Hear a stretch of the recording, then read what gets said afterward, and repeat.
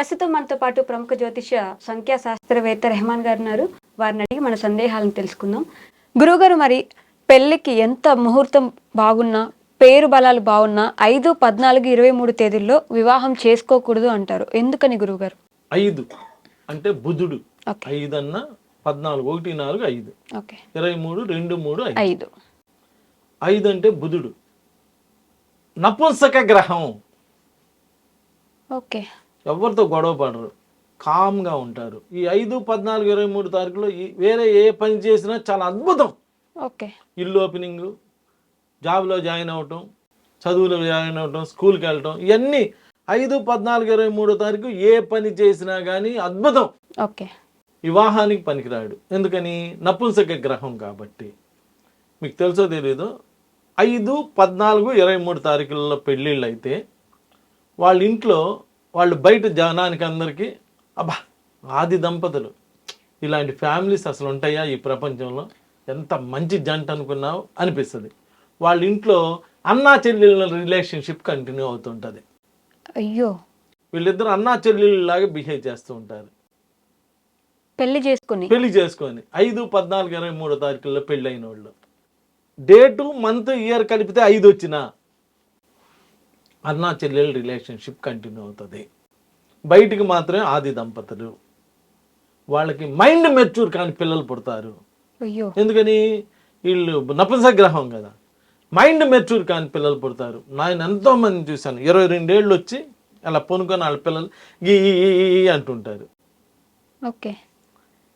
అదే hyper active పిల్లలని, ఇలా డిస్టర్బ్డ్ పిల్లలు, ఆ మైండ్ మెచ్యూర్ కాని పిల్లలు, వీళ్ళందరూ 5, 14, 23 తారీఖుల్లో పెళ్లి చేసుకున్న డేటు, మంత్, ఇయర్ కలిపితే 5, 14, 23 వచ్చినా వాళ్ళే.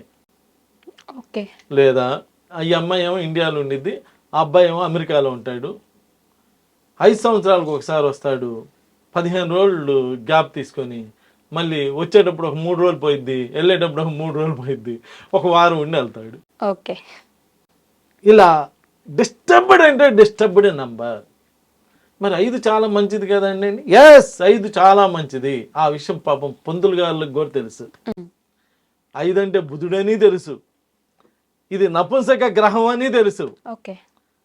వాళ్ళ ఉద్దేశం ఏంటంటే 5వ తారీఖు అంతా మంచిదే కదా, అన్ని మంచి జరుగుతున్నాయి కదా, ముహూర్తం బలంగా వచ్చింది కదా అని క్యాజువల్గా ముహూర్తం పెట్టేస్తారు. ఓకే. వివాహ సమస్యలు వస్తాయి. వీళ్ళ భార్యాభర్తల మధ్య అనుకూలత ఉండదు, పిల్లల మధ్య అనుకూలత ఉండదు.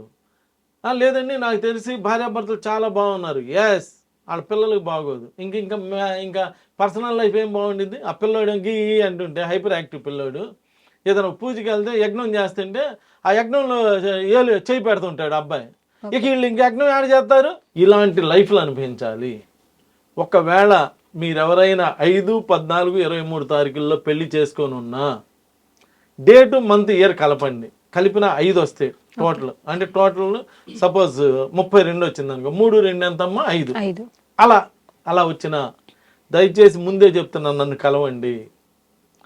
నన్ను కలుస్తూ వల్ల మీకు ఉపయోగం ఏంటంటే చక్కటి రెమెడీ ఇస్తా, మంచి కౌన్సిలింగ్ ఇస్తా, మంచి పిల్లలు పుట్టేటట్టు చేసి పెడతా, అన్ని రకాల రెమెడీస్ ఇస్తా. ఎందుకంటే ప్రాబ్లం కనుక్కున్నవాడు సొల్యూషన్ ఇస్తాడు. ఎవరైతే ప్రాబ్లం కనుక్కున్నారో వాళ్ళు మాత్రమే మనకి రిజల్ట్స్ ఇవ్వగలరు.